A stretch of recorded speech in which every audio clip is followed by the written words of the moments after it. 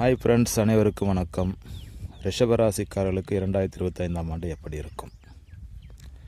பொதுவாக ஒரு மனிதனின் வாழ்க்கை பாதையில் வருட கிரகங்களின் நகர்வுகளை பொறுத்தே நன்மை தீமைகள் நடந்தேறுகின்றன. அதனை பொறுத்து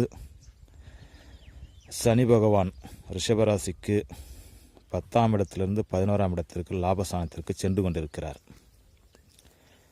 ராகு பகவான் 10ஆம் இடத்திற்கு வந்து விட்டார். குரு பகவான் இதுவரையில் ஜென்ம ராசியில் அமர்ந்து கொண்டு பல்வேறு மன உளைச்சல்களையும் மன அழுத்தங்களையும் குழப்பங்களையும் கொடுத்து கொண்டு வந்தார். தற்போது அவர் மே மாதம் 2ஆம் இடத்திற்கு செல்கிறார்.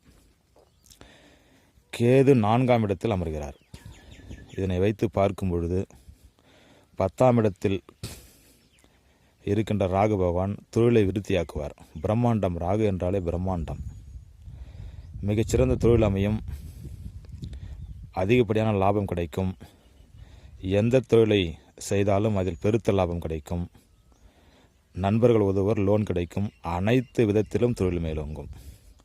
அதில் 11ஆம் இடத்தில் சனி சென்று கொண்டிருப்பதால் பெருத்த லாபம் கிடைக்கும்.